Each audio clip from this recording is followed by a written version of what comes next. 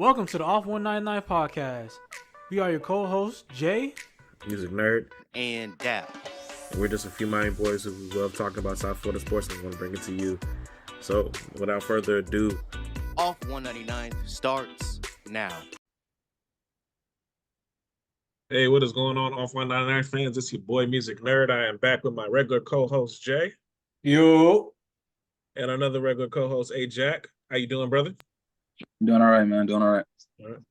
We were supposed to have another guest tonight, but we will see if we can come in. Otherwise, he's going to get started. Okay, so today we're going to be talking about the Heat, the Panthers, the Canes, and the Dolphins. But today we're going to start off with the active South Florida's playoff team, the Florida Panthers. So the Florida Panthers were able to take down the mighty Lightning, ending, some calling it the end of their dynasty, 4-1 in the first round. So what is your reaction to this, Jay? And what is your reaction to what's going on the first couple of games against the Bruins? First off, going against the Lightning, obviously they're in-state rival. They've been good for as long as I can remember. I'm just really happy how they showed their dominance, they showed their quality, they showed their depth in there. I wanted to get the sweep, and everybody was planning to sweep in Tampa Bay, but that was gonna be hard either way. But just to go ahead and finish that out in 5 was a good showing as it is. So far it's a good start to the playoffs. But going against Boston, against that first game, we lost 5-1, I believe. 6. Oh no, 5-1. You're right, 5-1. Yeah. So, but like, it just told me that all right, it's playoff time. We're not gonna have it as easy. They hit us in the mouth. We had to come back game 2 and capitalize. In game 2, we did our job. They hit us in the mouth again, but hit them up. Right back. Hit them right back. So we beat them handily too. I think it was 6-1 or 5-1 or 4-1. 6-1. 6-1. So I'm literally looking forward to the series. I'm looking forward to I want to get him out the 5. I just want everybody to be as fresh as possible. I just want to be at full strength because we got to go for that. We got to go for that Stanley out here, man. We got to go for that Stanley. Mm-hmm. I agree with you on that. Knocking out the Lightning in 5, I think was incredible because the Lightning has been a thorn in the side of Florida for a few years now. A couple years back when Florida won the President's Cup, the Lightning swept them in the second round. Pretty easily too. It's like they were a fly that the Lightning just kind of swatted away, and it just showed the gulf between Florida and Tampa Bay and where they were at. Tampa Bay was competing for Stanley Cups. Florida's not there yet, but now Florida getting rid of someone like the Lightning in the first round, it shows that Florida is ready for that. And then I think also the way they played in game 1 wasn't where they wanted to be, but I think the steadiness of the Panthers is something that's shown. And I'm going to read a little bit from the Bleacher Report reaction to it. Panthers head coach Paul Maurice has one of the best quotes in the league. He's candid, funny, clearly passionate about his group.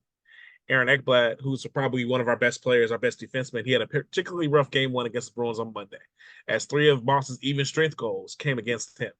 So what happens out the errors he was part of.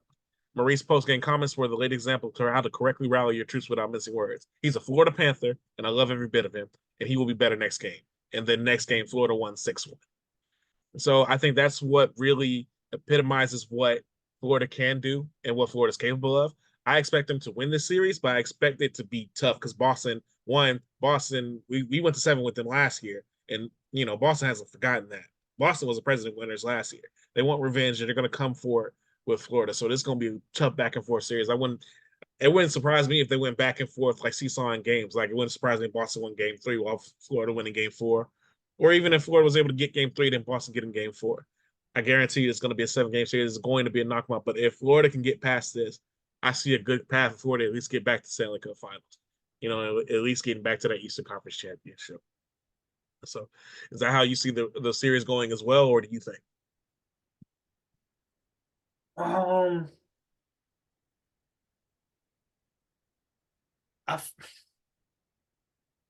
be more confident in saying that it'll go 7.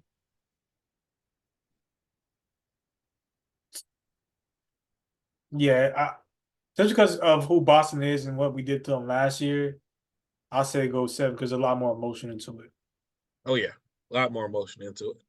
So I agree with that. All right. Well, all right. We're gonna move on to the main part of the podcast today, and this is where we're gonna draw back in Ajax.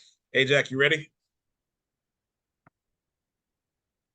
Not really, but yeah, let's go. It's good to see you again. Welcome back into it. So the Heat seasons end in the first round for the second time in 5 years.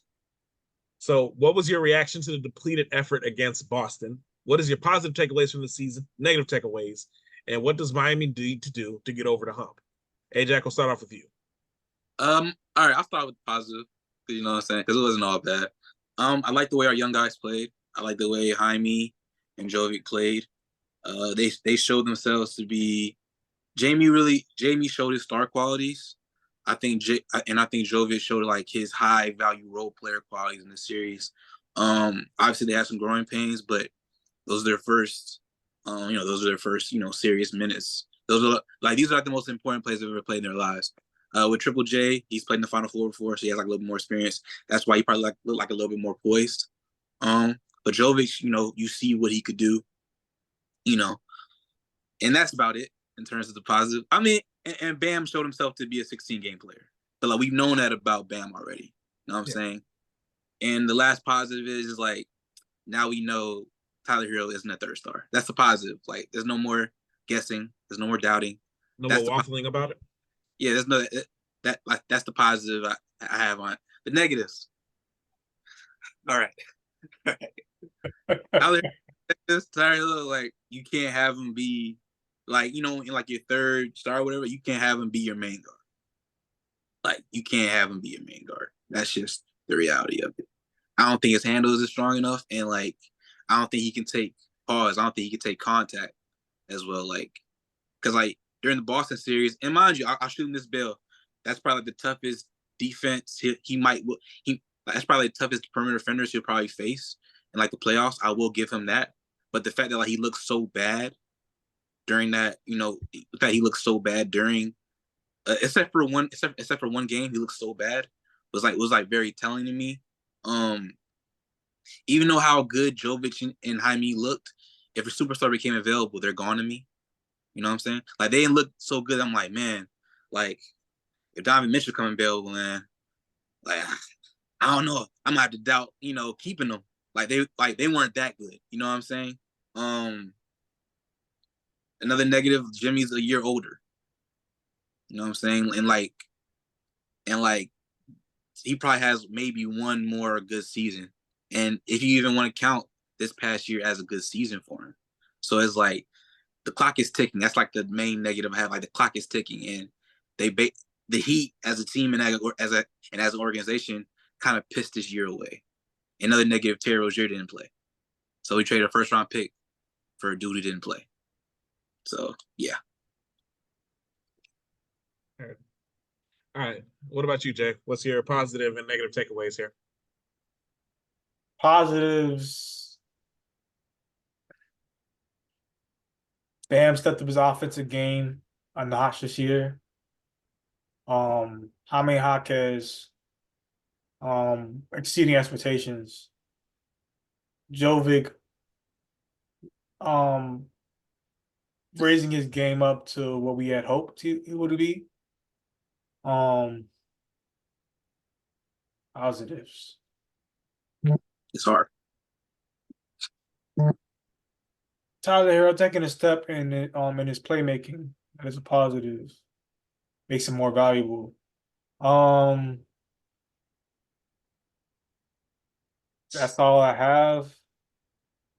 Let's go to the negatives. Negatives.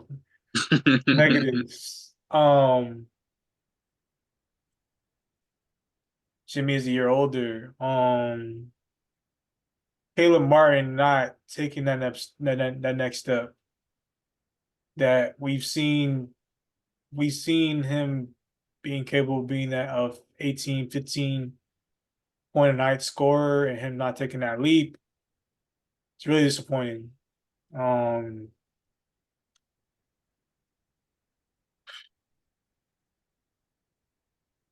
Another negative, Duncan Robinson not becoming a consistent 15 point a night scorer. Thomas Bryant not being a consistent minute getter and adding some versatility to our lineup, adding some size to our lineup. As in his outside shooting, I feel like he was supposed to give us a like on our front line a more perimeter look. It just didn't materialize at the end of it. The negative. And we gotta stay healthy, man. Pat Riley came out and said that look like y'all gotta play 82 games. And y'all not playing 82 games, y'all not healthy when it matters. Honestly, it was the same thing last year and the year before that. Like when we need that extra body to get the job done, not everybody's healthy. Can't have that. The negative. The front office not getting bigger and not getting longer when there's opportunities to do so. That's a negative in my book. Well, let me ask you this: like, where do you feel like there were opportunities to get bigger and longer? I'm not trying to be a dick about No, it. no, I just no, want to. no. I get it. Um,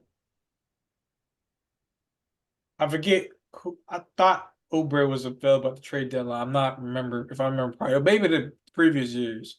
He was But available. He was going to sign when. But I feel like you should have signed him regardless, whether or not James signed or not. okay, that's what Well, yeah, happened. that's where it was at. Like that, he was going to sign, but then they were waiting. They were waiting for the Dame bomb to drop.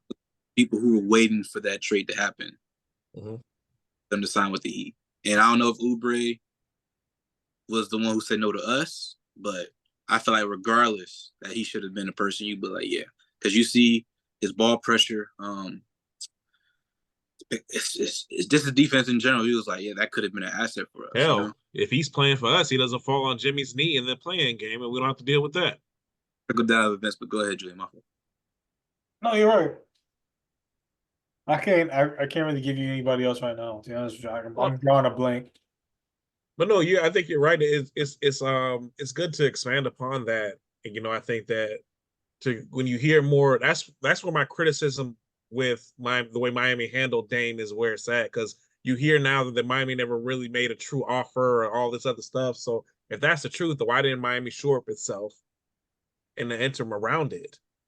Because if they weren't never sure that they were going to get Dame, as sure as the rest of us are. So it's discouraging to see, because we're used to them being as proactive as possible, but it seems like the way that this offseason was handled, and honestly, I don't think the offseason could have gone any worse for Miami than it did, and so it kind of led to this year. So I thought Thomas Bryant was a good pickup because of his versatility, but that came to nothing. Josh Richardson, that came to nothing. Rozier, I think was a smart trade for what it was, I like the but trade. yeah, but the problem, when it comes to it, and I guess it's my reaction to it, is like, health. And for me, the positive takeaways, I mean, Eric Spoelstra is obviously the best coach in the league. Now, he still makes mistakes, and there are things that happen, but I don't think there's anybody better with working with less than he has. And I think that Miami's gotten used to that. So I think that goes a little bit into the negative. I think Miami is expecting way too much out of Jimmy Butler, Eric Spoelstra, Bam Adebayo, and Tyler Hero. I think that's one of the negatives. Positives, I think I think JJJ, I think No and Jovic stepped up in a way that shows that they can be called upon when we need it if we're not able to improve the way we need to. But that being said, I think Miami is in for a huge offseason, but that's not just Miami. I think a lot of teams in the East and a lot of teams in the West are in for huge off seasons. Phoenix, Milwaukee, 76ers, depending on the loser of this Knicks Cavaliers series is going to have a big offseason and big decisions to make. I feel. I mean, Knicks Cavaliers. I apologize. If the Cavaliers lose this series and if the Knicks lose to the Pacers. So, but then again, there's going to be a lot of things happen. Hold on. All right. Good. Sorry about that, guys. So when we talk about it, I was happy for the depleted effort that Miami gave, but the thing is, this is who Miami is. Miami's going to give it all, and they're not going to go down without a fight. They're going to give everything that they can. And then they showed a blueprint of how to beat this Celtics team, what I think other teams are going to use. At the moment, as we speak, the Celtics are actually losing the Cavaliers by about 12 in the fourth quarter. So for me, the way Tyler Hero. A negative takeaway, the way Tyler Hero performed in this series. Game 2 was a masterpiece. It was. It absolutely was. It was a masterpiece for him. One of the best plays, probably the best game I've seen him play since that 37-point effort in the bubble. And the game was even better. Yeah, and I think honestly, the way he controlled the game and the way he was able to affect it, because even in that 37-point game, he had a negative plus minus, which people forget. He pulled the right strings in that game. I was hoping that's what was going to evolve. That's what I remember telling when I talked to Mom about it the next time. I was like, hopefully he can keep pulling those strings. But I think the way that Boston defends is not something that he can really deal with. I disagree. He just missed shots. I feel like we just missed shots. I feel like we had a good enough shots we're taking in that series. We just that comes down to the way Spo was able to. That makes it worse. That means he legit voted. Yeah, that's what I'm saying. That's what I'm saying. I think Spo is able to, like, he had a great game plan. That's really what it was. The issue, I think, with that is that, like, we needed Rozier, we needed Butler for the series, and they weren't available. You need, like, when you're able to scheme all that you can, you're able to get a win. But against a team as good as Boston, a mid-60s wins team, you need everybody on deck. And now this is the third year in a row that you're going into a series against probably the most talented team in the NBA, where a main player, someone who averages at least 20 points for you, was not available, and this time it was 2. So for us, the negative takeaway too is it's the injuries. Like, Miami has got to be healthy, and like also Miami has got to give a little. Even though they were a couple games out of the second seed technically, and probably 2 games out of if they win 47, they're the 3rd seed this year instead of the 7th. Something weird like that, yeah. Something like that, because the East was not that strong this year. Yeah, the Wizards. It only took 50 wins to get the 2nd seed. Yeah, that Wizards loss was really set as play. It was that Wizards loss. And it's eerily similar to the Dolphins Titan loss. Yeah, 100%. It's like you can't lose that game to a team that's mid-teens. Like, you just can't lose that game. And then the thing is too, Miami had during the last couple of weeks, Miami had ample opportunity to get out of that plane. They played the Pacers, they played the 76ers twice, and they lost all 3 of those games. If Miami wins those 4 games, Miami is the number 2 seed. They're definitely understanding out the plan, but yeah, they're the most disadvantaged, thing. But or they're the 3rd seed playing the Pacers, possibly. It's just, there are a lot of things. I think Miami has a way of kind of squandering the opportunities that they have, and and then and they like to make life hard on themselves, that Jimmy Butler is quoted on saying, but that catches up with you. And this offseason, unfortunately, catch up with him because he got injured in that playing game. That right there, you playing an extra game that you really should not have had to play. You lose your best player, and then your chance for championship is gone. It's gone. He put on he got open. Is it like we needed his own ball rush is still bad. You know what I'm saying? Like, he struggled to bring up the ball. He was struggling to get to his spots, and obviously Drew Holiday, Derek White, and Jaylen Brown are guarding him, and that's probably his toughest test. But if you have a visual of what he looks like versus your main competition, what it takes to get to your goal, what other evidence do you need that he's not it? You know what I'm saying? And then another thing is, when Spo schemed him up, when Spo put him off ball and had Jovic bring up the ball and got him into his spots and got him good shots, he wasn't hitting them. So it's just okay, you can't be on ball because you can't dribble that well. And then we need you to hit shots. You can't hit those shots. It's like, what other evidence do you need? Like, he needs to be, in my personal opinion, if there's a move to get better and he involves it, y'all shouldn't hesitate. I don't care if it's not a top 75 player. I don't care about this stuff anymore. His contract is bad. Because I'll give y'all this. I think it's Brunson. No. I think the Knicks' main 3 role players are like worth $40 million, right? Mhm. And Tyler, like, Yeah. it's a bad contract. Period. He can't stay healthy, and when he is healthy, the big 3, they're not that good. So it's just like, what other evidence do you need? So even with Pat Riley trying to use like the health thing as like kind of like a cop out, in my opinion, for his bad management of assets, like, yo, like, this team, you still need to make the team better, because even when these guys are healthy, they're not that good. So Well, I mean, one thing I'll say though, when all 4 of them, when Terry Rozier played with them, all 4 of them, they were undefeated this season. So I think Terry Rozier, I think that acquisition is what really they needed. But it's too small. Yeah, you're right. You're all right. It's too small of a species, only 7 games and everything. But also, I think I don't agree with Riley saying that he's a starter. I think he's saying that for trade value right now. I think I, UD is right. I think he comes off the bench. I think that's where his best. I think that's his best attribute. I think the team is much better when Duncan Robinson is in that starting shooting guard spot. I just think you look at the numbers. I think they're what 12 points per possessions better with him as a starter, and then their record is like something like 20. It was like 21-2 this year, some ridiculous number. So, but also too, Duncan Robinson wasn't really healthy that year. There's a lot of big steps that he took. I felt, and that we needed more consistency from them, but really we just needed them all to be healthy. It's just you're not gonna win many games when you 3 best out of your 3 best players, like only one was able to play 70+ games, and that's Bam. And as great as Bam had a great season. Bam was Miami's best player this year. But Bam's gonna tell you, and as he said in his exit interview, this is a difficult year for him as the first year as captain. And he takes that on himself. So, there's a lot of it's easy to, I think it's easy to say that Miami needs a star for them to get over the hump.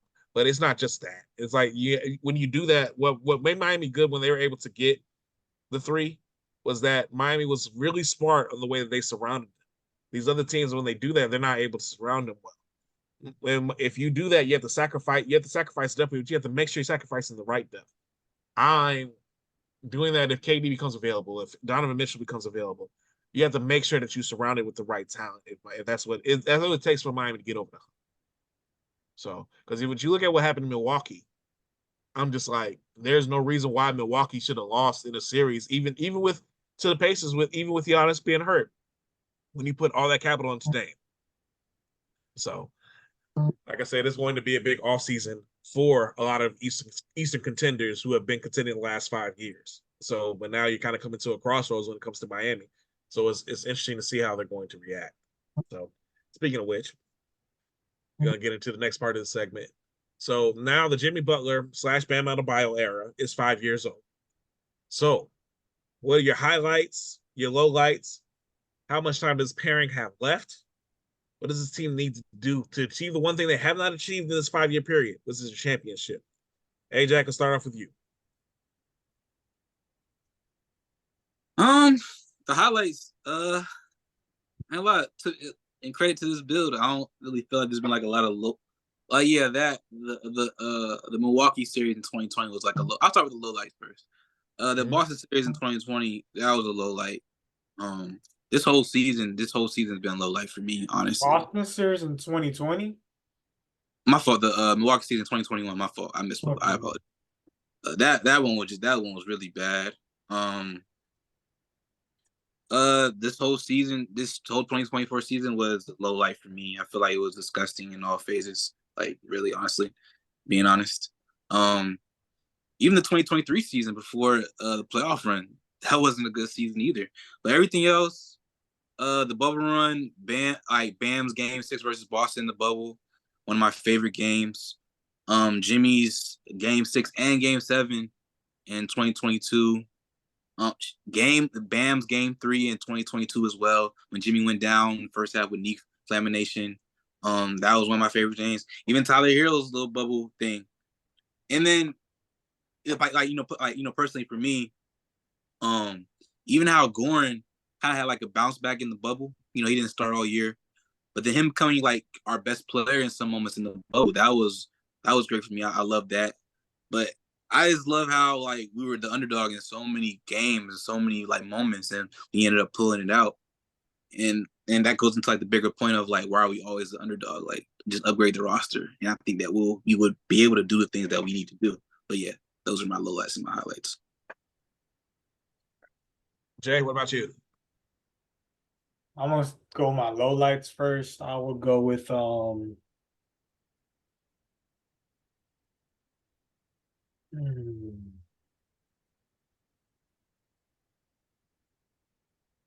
losing the finals in 2020. Um, I give him a pass for 2021 because the season ended very late and we started very early. 71 days of an off season. So I get the whole, I kind of like charge. I pretty much just charged that whole season. Um, a low life, not putting up more. Well, not getting to the 2022 finals and not competing, not really competing in last year's finals. Probably a low life for me. Um, but that's about it. And then and that's not really a knock, really. Like honestly, we overachieved or whatever. Well, not getting that 2022 was disappointing because we were the number one seed.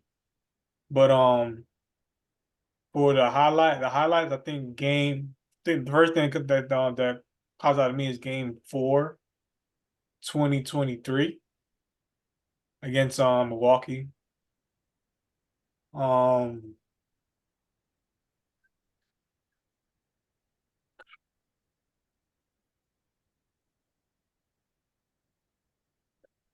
the whole Boston series in 2023, Yeah, that was epic.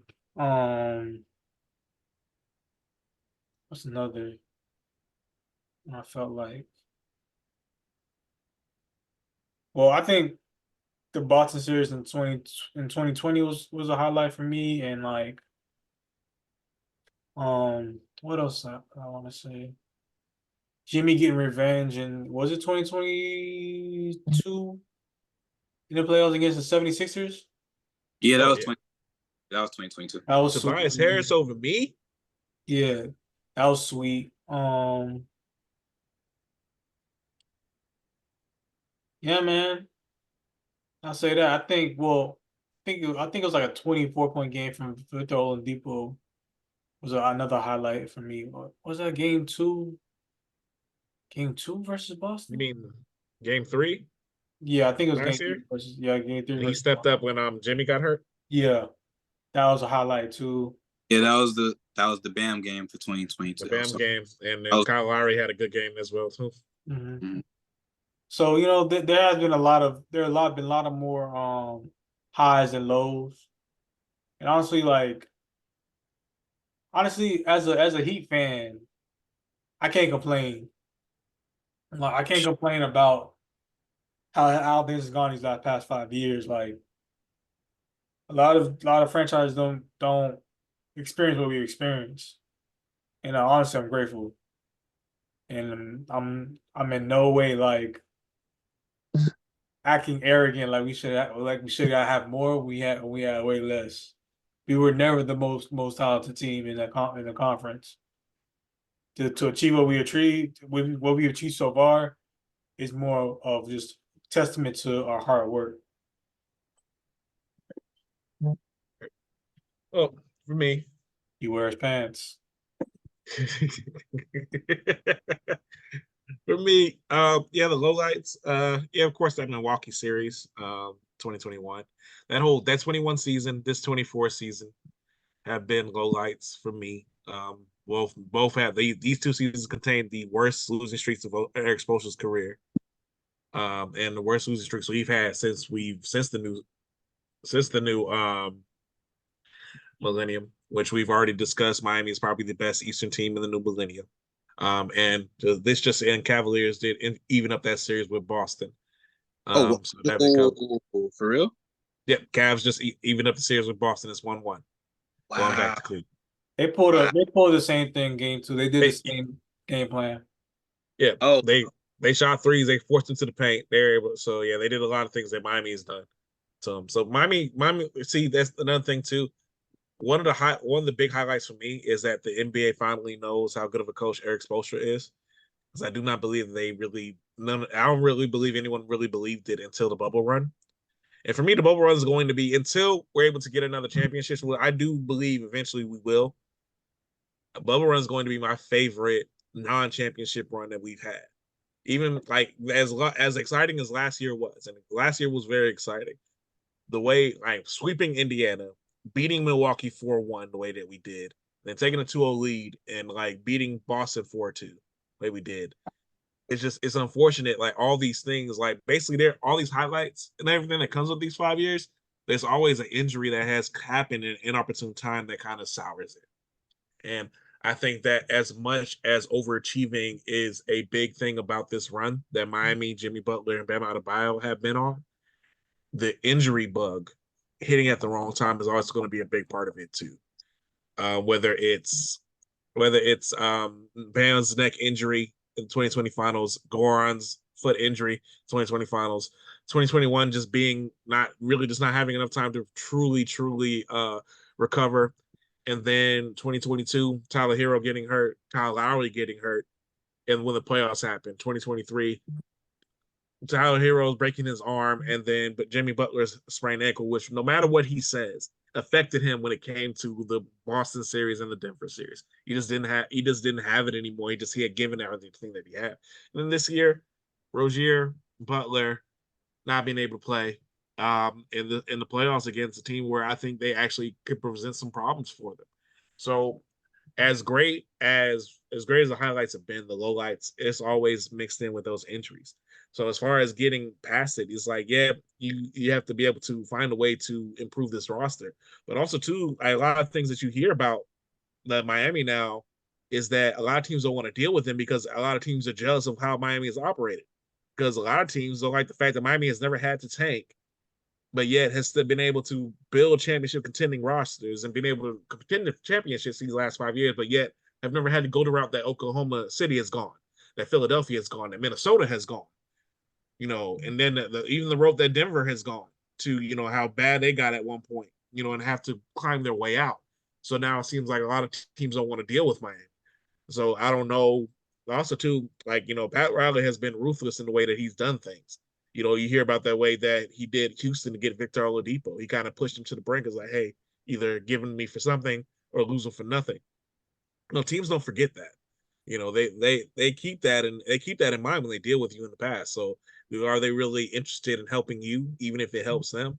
Like the fact of the matter is, Portland took less assets from Milwaukee, in my opinion, despite Miami with the Damian Lillard trade. Now it didn't really work out for Milwaukee the way they wanted to, at least not this year. Actually, But let's talk about that. Because when the trade went down, the narrative was no, they took the better offer was from Milwaukee. That was the narrative. Now you look back on it, and is it? No, it wasn't. Like the assets, Robert Williams, he had a season-ending injury. Aiden sucked for most of the year. He was better at the end of it, and then Milwaukee, the number 2 seed in the East every single year. So how good are their first round picks? Like Portland could have been picking at number 15 along with the number 7 pick they got from they could have had 3 first round picks this year. Well, like 3 substantially good to mid first round picks this year, but they thought the Milwaukee package was better. But hey, it is what it is. But I just don't agree with that. And I mean, Joe Cronin is on. Like, there are a lot of people who know Joe Cronin does not like Miami and hasn't liked Miami for a long time, even beyond Damian Lillard kind of trying to force his hand. Because Joe Cronin used to work for ESPN, was on record saying he didn't like Miami then. So, I mean, it just seemed like, the feelings towards Miami kind of gets into it. Now, maybe I'm sounding like a Homer fan and be like, oh, woe is me. People hate my team. I love the fact that people hate my team. You know how much shit I talked to Celtics fans over the past couple weeks? even though we lost.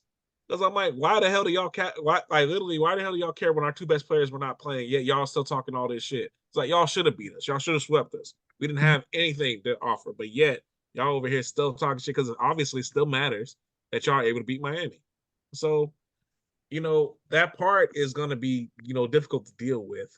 But as far as like getting back over the hump, I'm not sure what it looks like. You have to acquire another star, but at what cost? Like, do you go what do you do what Phoenix has done and then hope that you can do it better because you have a better coach and a better structure than probably Phoenix has? I'm not sure because in the end, it's like the Phoenix just doesn't have enough. So, like, what do you do with that? So I don't know. And that being said, Phoenix fired Frank Vogel today, so and it looks like they're going to hire Mike Budenholzer, which is probably not a good idea either. But hey, more power to you. See how that works out for you. So, anything to add about Miami Heat before we move on, gentlemen? One thing, one thing caught my ear, which is kind of really weird about the Pat Riley thing. He talk about how ruthless he is, right? It seemed like the only person he's not ruthless with is with Tyler Hero. Right. And that's so weird to me, man. Like, he talks because like compare the way he talked about Jimmy Butler and Tyler Hero in that press conference. Yeah. It's like that was so ridiculous to me, man.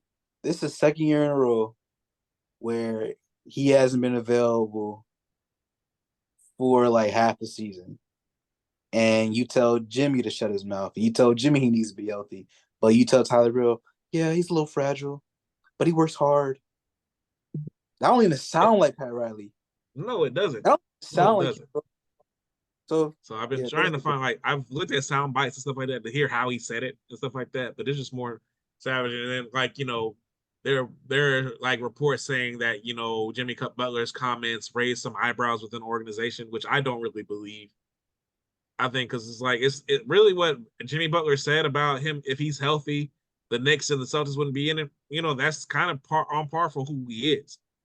And so I don't really think it could really change anything if they know him as well as we think they know him. I mean, that's who Jimmy Butler is. He's confident as hell. Always has been. So he's gonna come into the training camp next year. He's gonna say the same thing. He's like, I believe this team's gonna be able to win a championship no matter what happens. There's been reports that he may get traded this offseason. So we'll see. We'll see, but I don't see it happening. Yeah, I guess I could be wrong, but also I think the way I think the way he speaks about the city, the way he speaks about this town, this thing. But for me, I do think this is the offseason that Tyler Hero is expendable. That's what I think. So honestly, we'll have to see though, but I'm not sure. That should have been last offseason. That's why, like, but that's the thing. Like, according to all reports, he was available out last offseason.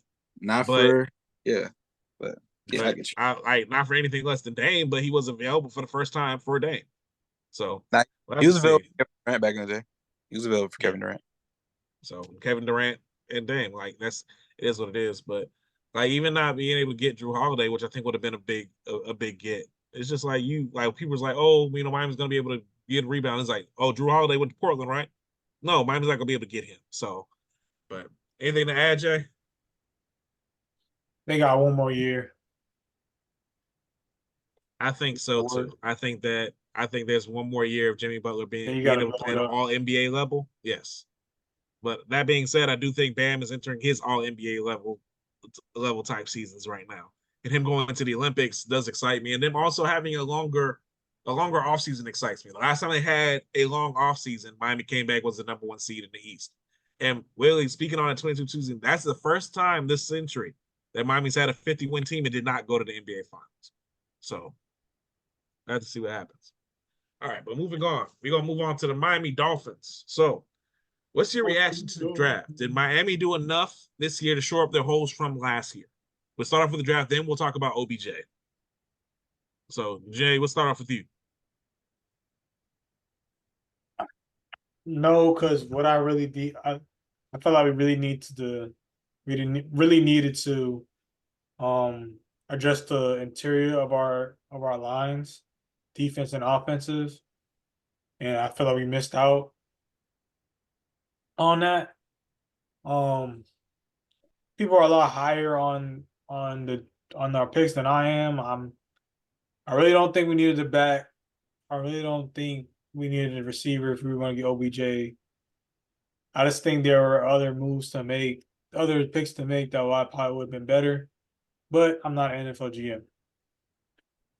So Greer has put together a resume where he has us competing, going to the playoffs consistently now, past 2 years. So what am I to say? Maybe he's on to something. That's interesting take. What do you think, Austin? The picks, like both our first second round picks, kind of like surprised me. I was just like, okay, another edge rusher. It's kind of like they like I was taken aback by them when they first happened, and then like I thought about them. I was like, okay, I get the thought process. Don't necessarily agree with it. I agree with Julian. I would prefer the inside D lineman or inside offensive lineman. I'm right with Julian with that. Wouldn't it be mad if they took Brian Thomas? Like I told you about that. Wouldn't it be mad if they took something that we didn't have already? You know what I'm saying? I understand the thought process of getting Chop Robinson. Both their edge rushers had season-ending, career-threatening injuries, so you gotta do something. Teron Armstead been hurt both years, so I get the pick, but from the analysis, Paul Deuce seems like more of a developmental guy. So spend a second round pick on developmental tackle with the context of Teron maybe has a year or two left. Kind of get it. And then all the other picks I don't really care about. Like they're probably not going to pan out anyway. So, I mean, it is what it is. As Julian said, people are much more high the picks than we are. So just wait and see. Just gotta trust Greer at this point, right? Well, yeah, I mean, there seemed to be a certain pattern. Like, it seemed to me like they took the most talent available when they had it. So it seemed like, especially that running back pick in the fourth round. So also, it just adds more speed. The guy runs a 4.32 apparently. So Yeah, it adds more speed. I think it's a 4.41 or something like that. Something crazy. Some ridiculous number. So it adds more speed to it. For me, I like the draft was a bit disappointing to me. Chop Robinson was one of those people I heard that people were like, don't draft him because he hasn't played a lot in Penn State and what honestly you don't really see a lot panning out from Penn State when it comes to their draftees. I think Micah Parsons is probably like the one exception to that rule a little bit. Joey Porter played well last year, but there's that too. It's just so I am weary of that pick, but then also you have to go on the flip side of it. You lost Van Ginkel, and then right now Phillips and Chubb, even if the reports are saying they're ahead of schedule, they did, like Austin said, they had career-threatening, season-ending injuries. So you have to make sure you shore up because you still have you're still facing some top quarterback competition in this division. Whether they can make the big steps or not, you still have to be able to rush the passer a little bit in this division for you to be able to get anything done.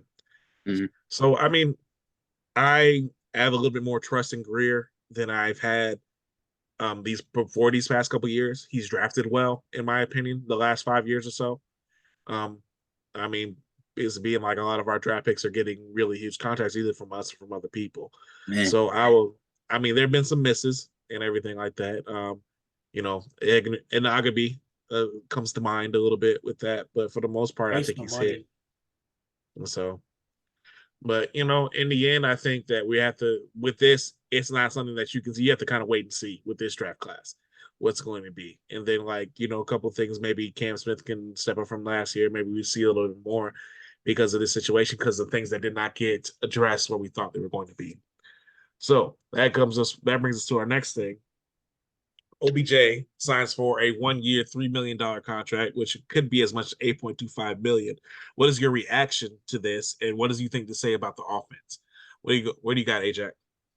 I mean, yeah, as I said before, in our draft, in my draft thinking, like, take things we don't have, take things that we lacked, and when it comes to our receiver department, we lack that third receiver that can get open and that can beat man coverage because they used to bracket Hill, they used to bracket Waddle, and then we didn't have that third guy that can get open. So, I mean, OBJ, he can get open in man coverage. He can get open. I know in Baltimore he didn't really show it as much because he was kind of hurt and stuff like that. But when he had man coverage, hey, I remember when the Ravens played the Dolphins, he was cooking us.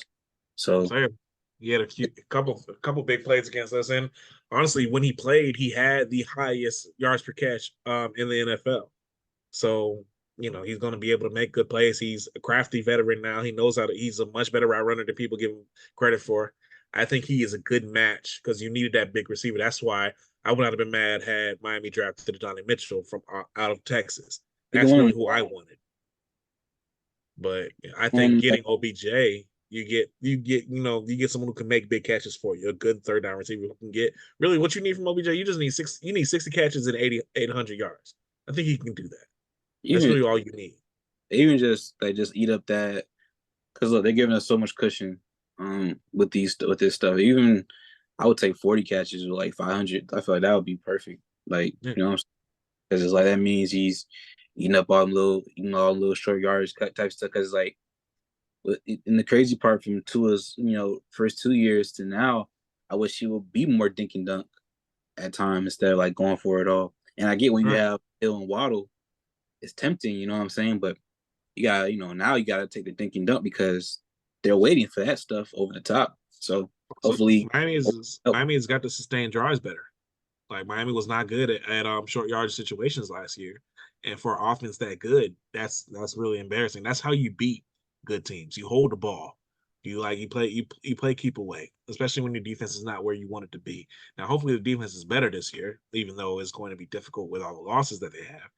But you have to have a receiver who can get you a good third down receiver. Now, don't get me wrong, Hill and Waddle can, but when the coverage is bracketed on those two on those big downs, you got to find somebody else, like you said, who can get open into that middle of the field, and OBJ can.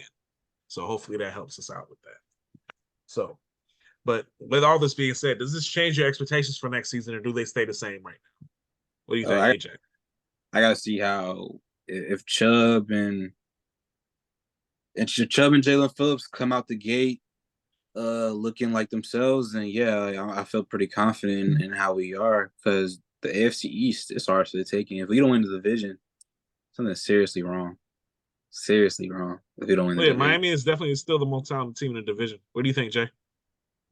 It don't change. Expectation is the AFC East title. Like, it's about time to get us one. I didn't get to comment on, but I do feel like it helps. I do feel like it helps in the red zone to have OBJ, because we have at least a taller. He's not the biggest receiver, but he's taller than what we have. He can make contested catches, and we can stop throwing Tyreek Hill fades. Because if you can throw Tyreek Hill a fade, you have to throw like perfectly. Even though Tua has done it before, it's like it was beautiful. You can't always throw a fade perfectly like that. He's someone to go get the ball on somebody's head, and I'm not sure if OBJ still has that athletic to go do that, but at least he's a little bit taller where he could try. He doesn't have he's not the athleticism they used to have is not all there, but he can still do some things, and he's still bad. He still got breakaway speed, and he can still contribute to a winning team. He the last couple of years he's been on a number 1 seed in the AFC, and then was on a Super Bowl winning team with the Rams. And you can't call him a bad locker room guy when there's success everywhere. He's burned the last couple of years. You can't call him that. You know what I'm saying? People come out and say in Cleveland that he wasn't the problem. I mean, you can see that. anyone who had eyes could see that. I actually had arguments about that with other people. I was like, no, he wasn't the problem. Baker Mayfield. 4 first-round picks to get that man out of there. Yeah, like certified pedophile to come into the Browns to get Baker Mayfield. Good Lord. So it's like Odell obviously wasn't the problem there, but yeah. Mm-hmm.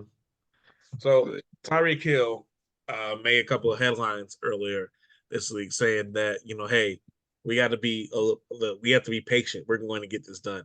Do you think that is a realistic option for Dolphins fans? Be real. What do you mean patient? He act like what he meant by patient. People were chirping at him about, hey, like we want y'all. Hey, we need y'all to win. We need y'all to do this. Tyreek was like, hey, look, we're getting it together. We're getting a good foundation. Y'all got to be patient. That's what he said. For us, bro, I can't. Look, I've been patient all my life. I am 31 years Ask old, Amen. sir. I'm 31 years old. I've been patient.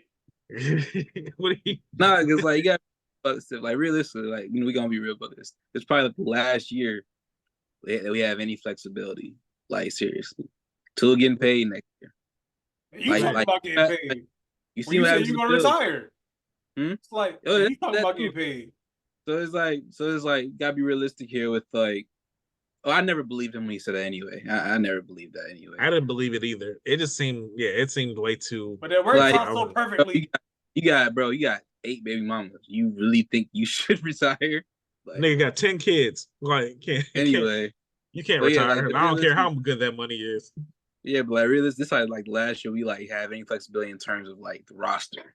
So it's like I know it's just like the story of the NFL. Like, look what happened to the Bills. Like, they couldn't retain nobody. Like, nobody. They couldn't retain anybody. So, like, it's probably like last year we'll be able to say your window in the NFL is small. Yeah, it's probably like last year. So if they don't get done this year, we're heading into like another at least 5-10 years. Yeah, that's the thing. But no, like one thing I had me and Nick used to talk about the Rams. He was like he used to love how they were put together back in the mid 2000s, mid 2010s. I was like, I looked at him, I was like, bro, they have to be able to do it 1 year. They're like, they don't really have a lot. And he's like, what are you talking about? They got this, they got that. They had Todd Gurley, they had Aaron Donald, they had all these things. I was like, well, then you look at the bottom of it, it's like they're an expensive team. Eventually, that's going to just disappear, and it did for a year or two. Now they were able to get back through shooting moves and Cooper Kupp stepping up, becoming that great receiver that they needed to, and trading every first round pick they had. Yeah, and they had that 1 year. They were able to get back to the playoffs and and win a championship. But then the next year after that, they had nothing. And they had to they missed the playoffs with a roster that had Jalen Ramsey, Aaron Donald, Cooper Kupp, and Matthew Stafford on. So the windows are small because of the way that the salary cap works. Once you pay that quarterback, that window shuts down. Tough. So you just look at it, except of course if you're the Chiefs, so. Blood magic. Indeed. Blood magic. But also too, that's a big reason why Miami has to get it done too. The Chiefs aren't going anywhere. And then you have teams like the Texans right now who have found their quarterback and have seemed to found that. Now, of course, a couple of years down the road, they're going to get paid their quarterback too. So maybe they fall off, but they're going to be formidable next year. And Baltimore's not going anywhere. They never are. So, Miami has to step up this year. They're going to get it done. It's going to be this year. So him telling us to be patient, I can understand that because he's only been here 2 years. But this ain't the Chiefs, bro. It's like you're not going to be able to get it done eventually. Like this is a starved franchise in a football town. So it's not just like the Dolphins have been bad. The Hurricanes have not been where we wanted them to be for a couple of decades either. So now that we see that Miami is technically a Super Bowl contender, the patience goes out the window. So I understand why he said that. If it was a normal situation, it would be the right thing to say. It's not a normal situation, bro. We need more. We need you to be more. So, any other reactions to the Dolphins offseason so far? Hey, Waddle. No, not really. Just hoping for the best. But with all the moves that they made, hopefully it all works out. Absolutely. All right. Let's move on to the Hurricanes. So, Cam Ward, Damian Martinez, Sam Brown. Hurricanes have reloaded on the offensive side through the portal and arguably got top 2 talent available at the QB, RB, and wide receiver positions. Let's change the expectations for this offense and this team and what still needs to be done to shore up a defense that lost a lot of NFL talent in defensive backfield and a lot of defensive talent. So what do you think needs to be done for the Hurricanes to take another step and get to where they need to be competing for playoff spots? Hey, Jack, I'll start with you. They need another just looking through all the chats, looking through all the blogs, because I really be on that stuff because I'm obsessed. Unfortunately, I was born into this. You know what I'm saying? So by reading through all the chats, going through it, just like watching the spring game or whatever like that. I think they need enough. If they can get number one corner, that'll be perfect. But they need more depth there. And if we don't have that, it's gonna be like a lot of trusting redshirt freshmen and true freshmen to come in and play like important snaps. And I don't really think that's like the best thing possible. It's not. It's not the end of the world because I feel like our front seven is pretty elite. So, and we have a great front seven. Being a defensive back makes it easier or whatever like that. So, I feel like all the other areas are fine. I like the D tackle we just got from Michigan State. So that kind of like shores up the D tackle troubles. But even then, we're gonna we're gonna count on two freshmen to be like to be in the rotation as well. So but that's college football though. You're gonna have to trust first, second year players to step up as well. You just can't be your veterans. But yeah, getting a true number one corner would be like the perfect get. And I would if we had a true number one corner, I'll be like the lies that I'll be telling on this podcast would be insane. But they don't have a true number one corner. I feel like Derek Porter is a good college corner. I feel like Damari Brown has the potential to be a number one corner, but not right now. Jadias Richards, I'm kind of like average to good. I like him, but everybody else is kind of like unknown. I heard they moving Mish Powell back to safety, so they've been looking for. Yeah, that's why they get guy from. Pause. I'm confused about this. I didn't hear anything about why, but Savion Riley just left in the transfer portal. Does anybody know why he He left? got passed. Like he was getting passed up by Markeith and Jaden Harris. I think they like Markeith and Jaden better, and he wasn't guaranteed to start. That's why I heard. Yeah, most of this has been playing time from what I'm hearing too. Mm-hmm. Am I right on that, Austin? Yeah, like he feel like that. Maybe they don't need. If they feel like that, maybe they don't need a safety in the transfer portal. Nah, I feel like it's more corner because like I heard they're moving Mish back to safety, so I feel like that's what that's what they've been going after. It's more of the corners. That's what they got the dude from Marshall. So yeah, if the offense, I feel like the offense should run as smoothly as possible. If Mario doesn't get on his run stuff, I feel like the offense should be the best it's been in a while. Types of, but the defense, I have some concerns about the back end. But other than that, I feel like we should be good. That's my main concern as well. What about you, Jay? On the back end, I feel like they're gonna have to bank on, because I don't think they're dipping back on the portal. We're already up against it when it comes to scholarships and roster space, so I don't think they're back in the portal. They're gonna have to bank on leaving. Huh? There's still some guys leaving, like graduates. There's still some guys leaving.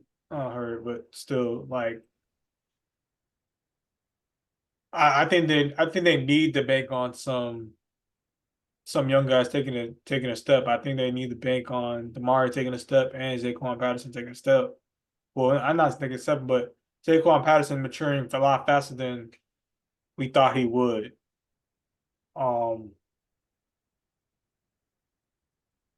I know Ryan Mack's coming, and that's been a name that's been floated around for a nickel position. Maybe he's better. He's ready, but he always had the body for college and stuff like that. But we have to see if he's ready on that level. But they have, from what's reported, they have probably had the best offense in the ACC. From what's been said, I'm not too excited about the Sam Brown dude. I felt like we were pretty good. Like I said on this podcast, I felt like we were pretty good at receiver, and I felt like adding one more, he wasn't good enough for me to be like, all right, that he was better than Joshua Horton, or he was better than, well, I guess not better, but he brought more to the table than Joshua Horton could have. Isaiah Horton. Let me ask you, do you want to bet? Like, do you want to bet on Isaiah Horton taking that leap, or do you want some guy who's already had production at the college level? Like, is that something based on the film that I watched of last year? I would trust Joshua Horton more than Sam Brown, because the reason why Joshua Horton didn't show more last year, because Tyler Van Dyke missed him repeatedly. That's the thing, though. Sam Brown had a bad quarterback as well, so you got to use that. I'm not saying he didn't. I'm saying from what I saw on my team and what he could have had, or whatever like that. It's not like Sam Brown had like 1,000 yards receiving either. Yeah, 800. Yeah. Yeah, but like, yeah, he had a bad quarterback, but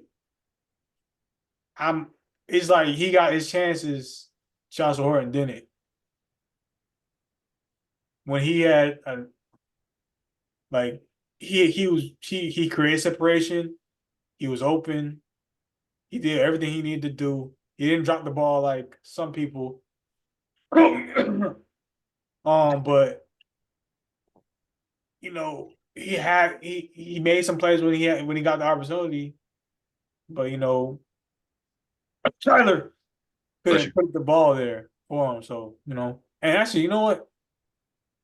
Now I remember too. Never mind. I'm gonna leave that to myself. Go ahead. No, I just feel like you just don't take. I just feel like you just don't. Like my opinion, you'd rather be safe than sorry when you have a quarterback. And that's fair. That's Like, fair. I'd be safe than sorry. Like, I love how Isaiah looked in the spring game. Hey, if they didn't get him, I wouldn't have been mad. But at the same time, it's like I'm still excited about this type of thing because at the end of the day, he had P5, P4 production in the Big 12 with a bad quarterback. He had 800 yards, 4 touchdowns, and he looked good. And and and I get the whole he didn't get the opportunities like him, but at the same time, you just don't know. Sometimes they just don't perform, and Yeah. we've seen that so many times here in Miami, where like Yeah. they show flashes, here, they show flashes there, and then like it gets the next season, and then they're starting, and we don't see it.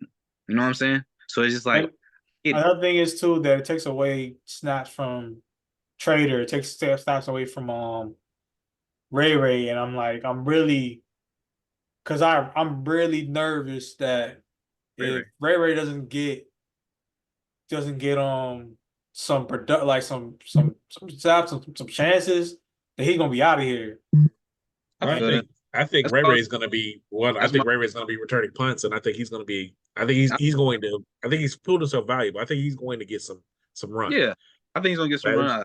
Like he's gonna be in that Rashard Smith role of just like use your speed to get open. Like when you slot, run that slot fade, stuff like that. Like run the jet sweeps, stuff like that. That's because even at the end of the day, like us getting an outside receiver is not gonna affect Ray Ray. He's a slot.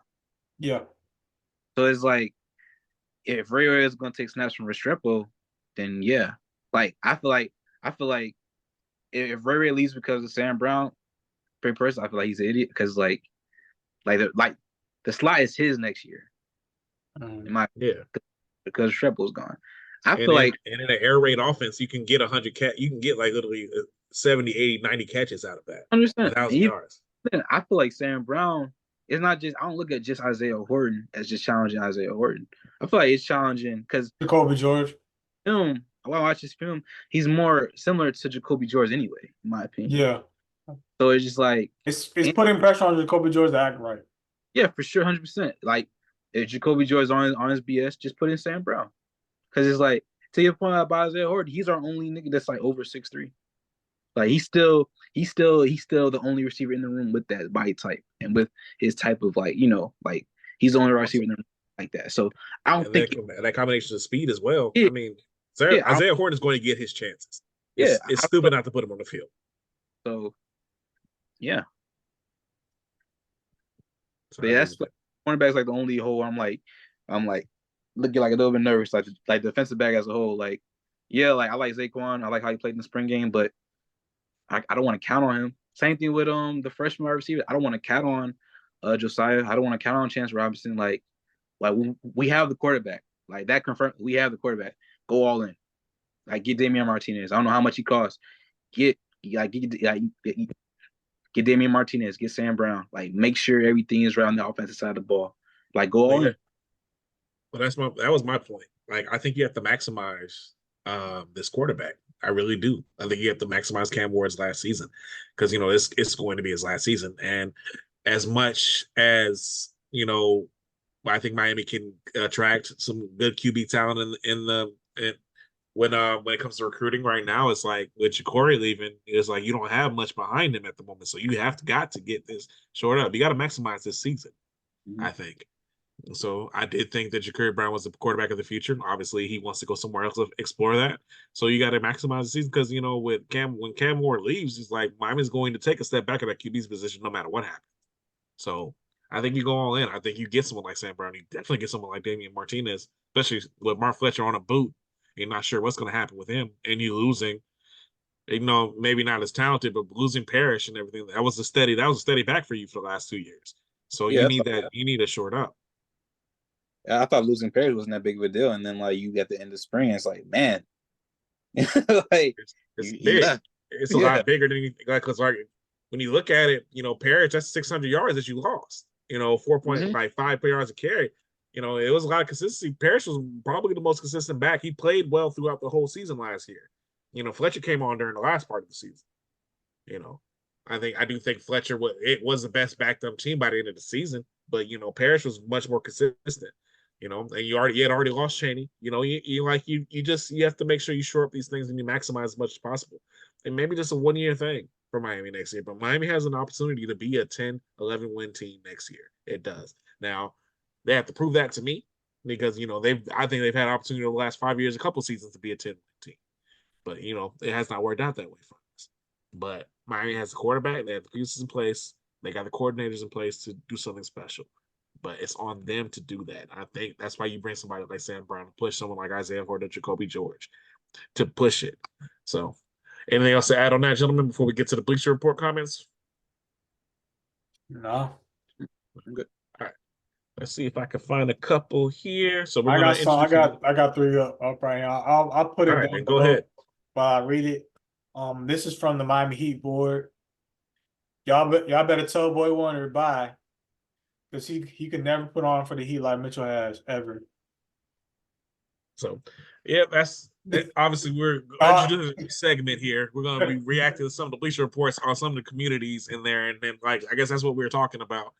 The main thing, what's come out today is that Miami would be high on Mitchell's list if he asked for a trade out of Cleveland, and if he refuses to sign an extension, which is looking very likely. So, yeah, I have to agree. I think that Tyler Hero. That's what I think. I think Tyler Hero. I think if he's going to be moved, it's going to be for someone like Donovan Mitchell. But also, it's not going to just be Hero. It's going to be someone like JJJ and Jokic. So, what do you think, Ajax? Can you repeat the question? The comment. I'll read it again. It's already down below for y'all boys. Y'all better tell Boy Wonder bye, because he can never put on for the Heat like Mitchell has ever. Bye. Bro. Like I have like a list of players I would say peace out to for Tyler Hero, and the list is long, bro. Like this is long. This is long. Like this whole we're not trading him if he's not a top 75 player, bro. That should never been a tag on Tyler Hero ever in my life. And now we have evidence like that proves the point. So yeah, say bye. Like bye. Like, you know what I'm saying? Like, yo, because I know the Pelicans want to trade Ingram from the Pelicans. Do it. Like, do it. Like, do it. Do you think Ingram has the temperament though to be a Heat player? Yeah, better than Tyler Hero. That's the thing. Like we're comparing. Like the bar is so low. We're talking about Tyler Hero. Well, that's the thing though. It's also about buying into the Heat culture. Ingram, I'm not sure if Ingram is going to do that. Do you think he can? Because it's not just about being able to play. Has Tyler Hero bought into the culture? Yes. No, he hasn't. Oh, yeah. Yes, he has. Now he's done what's needed of them. But if you look he's not. No, but if you look between the lines, if you look between the lines of like Udonis, look what Udonis Haslam said. What do you say about him not being able to be a starter and stuff like that? Yeah. Look between the lines and say, has Tyler Hero really bought into that unselfish, not me Heat culture? Has he really bought into that? Okay, I'll give you that. That part of it is. But so like we're comparing like the guy we're trying to trade, we're trying to compare to other people, and we got to ask ourselves, does he buy into Heat culture? Yo, real talk. Look, but I'm just saying, but Ingram also has that history. You cannot say that he doesn't. There's a reason why he was shipped out of LA too. But he's better. I'm just saying. Well, are you going to have the same problem with him? That's the main issue. He's better than Tyler Hero. He can have those thoughts because he's better than Tyler Hero. Okay, it's okay for him to do that. AD because it's AD. That's the thing. He got shit for AD because AD is AD. Who cares? Who cares? That's understandable. Like that's all I'm saying. Like we're trying to upgrade his Heat culture stuff is about to be dead in my mind because even with the Heat culture stuff, Jimmy Butler, he be missing. He don't even stay in the same hotel as the Heat anymore. He gets his own Airbnb. They didn't do that stuff with LeBron. This Heat coach stuff they be talking about is BS. It's propaganda. So this whole do they match the Heat culture? Who cares anymore, bro? We're the 8th seed. Look, who cares? Who cares, bro? This Okay, is look, it's I'm just saying, like propaganda, the bro. reason Miami has been able to compete for the past 25 years is because this has been the underlying. I Like don't care. when we I ask questions don't care. about why they've been able to do super teams, like I'm just saying, it's because Miami has that leadership in place, and they answer to Look, these I people. feel I'm you. just saying, I think that goes a long way, I in feel my you. opinion. And you're right to an extent, but the reality is the reason we won championships because we had talent. Because we had the talent. Mhm. That's the problem these past few years. We bleeding too much into this Heat culture BS. It's about talent. That's what it's about. We don't have it. We don't. I'm getting real emotional about this because I'm so sick of it. I'm sick of watching a 6'9" center play his heart out while he has 2'6'5" dudes playing with him as his next tallest teammates. I'm sick of it. Like I'm sick of a 6'6" Jimmy Butler playing his heart out while he doesn't have a guard next to him that can hit shots. I'm sick of it. I'm sick of it. And people gonna say, but Heat culture. If Heat culture is so good, that's why you trade role players. Because our Heat culture is so good that we can get anybody off the street and make them role players, right? All right. Okay. Sick of it, bro. I'm sick of it because it's propaganda. Like they make concessions all the time. Jimmy Butler he's missed like 60 walkthroughs this year for personal reasons, bro. It's BS. Look, it's BS. Like I'm about to say it's all fake. I'm about to say that. Because at the end of the day, when we won championships, when we had talent. You know what I'm saying? We competed with Heat culture. That's undeniable. I want to win. I'm sick of losing. I'm sick of being this close. You know what I'm saying? I'm sick of overachieving. I want to achieve. You know? I want to win a championship. I'm sick of it. I'm so sick of it, bro. So arrogant. No, like I'm so sick of it, bro. Yeah, But we that's what overachieved. I mean. No, I want to win. I want to But win, bro. when you have that type of success as a franchise, that's what it leads into. Yeah, Yeah. bro. So Like arrogance. Hey, that's why arrogance Drake lost. arrogance becomes a part of the program. Yeah, Comes that's for why the Drake fall. lost. That's why Drake lost. Arrogance. That's why Drake lost. Arrogance. That's why Drake lost. Arrogance. As soon as we realize that, and like, how you gonna say he culture and spoken? All right, let's Turn move on to the dog. next comment. Yeah, my fault. I'm sorry. Yeah, you got to run it a little bit. Next comment from the Miami Dolphins board. If you had your way, what would you like to see Mike McDaniel improve on? I like Mike McDaniel to not Mike McDaniel to run the ball more, honestly, and not like try for 3rd-and-1 to hit a 60-yard bomb to Tyreek Hill. I think that we as a team had the best yards per carry as a team last year in the NFL. I think we just did not run enough on 3rd-and-1s and 2nd-and-1s. I think, yeah, there are kind of analytics that say on 2nd-and-1s you should play action and stuff like that. Mm-hmm. We have the horses to do it, but I think that Mostert had 1,000-yard season and had 20 plus touchdowns. I think Achane didn't get the ball enough when he played. I think that Jeff Wilson, I think, is talented enough to have gotten the ball a lot more in those short yardage situations. I think he needs to run the ball a little bit more. And then that way, a lot of the things that he wants to do in the passing game will open themselves up a lot more if he runs the ball more. So, I mean, when Miami was doing his best was when Miami was leading the league in both rushing and passing. Yeah, absolutely. Because he was able to mix it a lot well. He went away from that towards the middle and towards the end of the season, especially in that Titans game. But there were a lot of things that went wrong in that Titans game. So, there's that. But what do you think, Ajax? Just yeah, same thing with you. Like learn to run I ain't learn. He knows to run the ball. Just he was running game coordinator for San Francisco. Yeah, no one runs the ball better than San Francisco. Yeah, like I get the offensive line, but that's what you're here for, to be creative. Like work around those offensive line issues and just be better in short yard situations, bro. Like that's how I feel about it. I mean, honestly, if you actually looked at the games, we didn't run the ball. We never ran the ball inside. Yeah, it's always outside tosses and stuff like that. There's always outside don't run. It's like I think he was trying to use speed. And I think that's not a problem. But I do understand when Connor Williams went down that you didn't want to run it inside as much. Yeah, but you have a really good I But get we it. weren't Yeah. doing it. But you have a really good, before he got injured, we weren't doing it. And you have a really good fullback in Ingold too. I think there would have been a lot more straight line touchdowns right up that middle because of some of the holes that they could create, and also because of some of the speed that most of the H ain't have. They have verifiable breakaway speed. These guys are sub 4.3 guys. Like, give them the chance. You telling me that H&N can't outrun a 6'5", 255-pound linebacker? Yeah, he can outrun a 6. Like, come on. It's bigger than that, but will I run up the middle? Yeah. But it still stands for sure. But I mean, I think that you got to find a better balance, and I think that when they does that, I think Miami's going to be Miami. Miami has all tools to be an unstoppable offense. It really does. You just got to find that balance. Mm-hmm. All right, last question, last post. Considering the talent Miami has amassed and the schedule they have, anything less than 10 wins is a disappointment.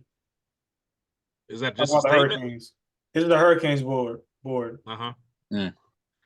I'm not so sure about disappointment. I'm sure. I know, but with the schedule, yeah, I get it. You look at it, but also too this thing. Miami has had I think Miami has actually had a couple easier schedules in the past 3 or 4 years. Oh yes, they have. Yeah, so I don't know what to expect from Florida State. I really don't. But yes, this is a very winnable schedule. This I is want a them to be 10-game undefeated. I'll say this: I want them to be undefeated when we play them. If we don't get to the AC championship, it's a disappointment. And whatever record we have from that, it is what it is. Because you know how the ACC go. So yeah, I do think Miami is probably the most, especially on offense. That's the most talented team in the ACC. Yeah. Based on the spring returns right now, because looking at Florida State spring game, they're not nearly where they think they are. I think Florida State's talented because of the talent that they bring in, but it's kind of improvement talent or whatever like that. But yeah, I think we have the most talented roster right now, for sure. So yeah, it would be. I just want to get to the ACC championship game and win it because that's been a problem for me. Yeah. So whatever record we have from that, we 8-4 and still in the ACC championship game, I'll be good. I'll be fine with that. I'll be fine with it, honestly. But I am so tired of everyone just lording that against Miami. I really am. It's like nothing really we can say about it. It's like I would get tired of hearing that argument from other people. It's like, oh my God, whatever. It's like you want that chair to be crushed. You want that Band-Aid to be ripped off. You really do. Hey, whatever can go wrong will go wrong, right? Knock on wood. But that's what it's been seeming like the past whatever years. So is what it is. I don't think I've been conscious for like I barely remember the 2001 championship. And like the crazy part about it is I remember the 2002 championship. Like I cried my eyes out. Like because I remember when Ken Dorsey got slammed to the ground that last play. I'm looking at Mom like, yo, isn't that a penalty? You can't just slam to the ground like that. I remember that. So what I always remember from that game is the fact that we were like good 2 minutes into celebrating when that ball got tipped, and and it was like, and then all of a sudden you see the flag. It's like, and then you hear the way they react to it. It's like someone threw me a bag of chips. I'd opened it and thrown it on the field. It was just like it feels like looking back on it, feels like a lot longer than it probably was. But I put myself through rewatching that game. That 2002 national championship game, it was 10 seconds, but still. That's still too long. It's still too long. But I know, but it wasn't as long as what we thought it was. For me, it felt like it was 30 minutes that passed before with football and like celebrations, that might as well be 10 minutes. Like, I remember just jumping up in Mom's arms and like, we did it again. Yeah. But that's still as a Hurricanes fan, that's the worst call in college football history, as far as I'm concerned. I think Dad was right. Well, looking back on it, Vince Wilfork tipped that ball to begin with, so it should not have been that. And also, too, wasn't even pass interference. Dad's always good at pointing out stuff that no one else thinks about. Because in the 24 years since that game has happened, I've not heard one person say, "Hey, yeah, that ball was tipped." I've heard one person actually say that. Really? For who? Mm-hmm. It was on ESPN. They said it. For real? Okay, cool. But yeah, like Dad for the longest time was the only person I saw say that. And I was it took a while. It took a while for somebody to say that. Yeah, it took a while. But I was like, damn, Dad's right. That ball was tipped at the line. It should not have hit. Like that's the rules. It should not have mattered. Stuff like that. But like, yeah, it's like certain things that become obvious as you become older, and like that is one of those tragedies that become obvious. It's like the powers that be did not want the Hurricanes to be 2-time in a row national champions. Like that's just what became obvious, and that's why I was able to finally get like a lot of people onto our side with, because a lot of people have been. When I lived in Tallahassee, be like, Phil, how come you always complaining about how your Hurricanes get treated? I was like, okay, look, watch when we have any type of adversity, the way everybody just turns on. And that Pittsburgh game for the 2017 season, that was when I was able to open Nick's eyes. Nick was like, yeah, bro, I didn't think it was that bad, but damn, look at the way that they reacted to this Pittsburgh game. Man. They fucking hate y'all. I was like, yeah, we're good. We're good for ratings. It was a bad loss now, but it's like a loss that, like, it happens to, it happens. There was a loss that happened to like Cleveland, to Clemson. There was a loss that happened to Clemson that early that season was just like that. But they didn't react the way that they reacted to us losing like that. Alabama had lost like that at that point in the season too. I mean, like they lost they lost worse than that to Auburn that year, and they didn't react like that to Alabama. It was just, but like the way they talked about us like with venom. It was like, oh yeah, they're the worst team. Like they're just a fraud. They're flawed. They're flukes. They're this. They're that. We like 2 weeks earlier we had beaten what they thought was the best team in the country by 33 points, and then all of a sudden we're flukes and stuff like that. Yeah. Things happen. It is what it is. But that's always going to be how it is. And until we were able to rip off that Band-Aid and, exercise some demons, that's what's going to be for Miami. So hey, hopefully it's this year. It's looking like it. I mean, the talent's there. The depth, the talent, the depth is there, not the experience, but the talent's there. So hopefully this is the year. Also, coordinators are in place. I really like the coordinators, like I said, on this podcast Dawson, before. Iffy on Dawson. Maybe I want to blame TVD, but I'll say this. So we talked about this earlier this year when we did the wrap up. I think that Dawson, there were a couple times when I do think he was tentative, but I think looking back on the games, I think he felt like a lot more hamstrung by TVD than we thought. There were a couple times when he was conservative, but there are a lot of games where I felt like he called a perfect game and just things just did not happen. Yeah. So I know people get which game was it? Georgia Tech game I don't think was that bad to me. I feel like he threw the wrong throw. Even NC State game, that first interception that TVD threw, like great call, terrible throw. Yeah. Like, you know what I'm saying? So I mean there were a couple of great play calls in that, especially the Georgia Tech game. The NC State Georgia Tech game were the two games they're like, yeah, but and even the other games without TVD, I get you have a freshman quarterback, man, but I still think he could have been like a little bit more creative. Like, we was in the stands for the State game, like, and Bree, like sometimes the people who have like the version knowledge, yeah, when it comes to this having version, when it comes to like football stuff. Like she was like, run the same play over and over again. Like it's running every single time. It's like, yeah, they are. Like they run the same play over and over again. So that's just funny. And she was complaining about that during the Clemson game too. And we're like, yo, it's working. Like you just gotta be patient because it's working. You know what I'm saying? Because we keep like we're moving the ball, but she's right though. There wasn't any creativity in the run calls because you can run the ball, but there has to be some creativity in it. Like there has to be some pulls, there has to be some outside tosses, but just running it straight up the middle every single time. I don't know if that's a Dawson thing or that's a Mario Cristobal thing. I believe that's a Mario Cristobal thing. That's what I want to think on that one too. I think that also too. TVD was going to play that game until that earlier that morning. No, he was never playing. He was never playing. He was never playing. Okay, then you have to have a better game plan for that. But yeah, he was never playing. He was never for her. But all right, for another edition of Off 199th, it's your boy Music Nerd, along with my normal co-host Jay. Yo. And becoming one of our most frequent co-hosts, Jack. Yo. Great training. Thank y'all so much for tuning in. Hopefully we'll hear from y'all soon. We are going to have a couple special podcasts over the summer. We're going to do a Western Conference, Best of the West type thing. We're going to also probably look at a couple other things that we were going to do. We love y'all. Thank y'all so much for tuning in. Hopefully we'll see y'all soon. Y'all have a good one. Peace.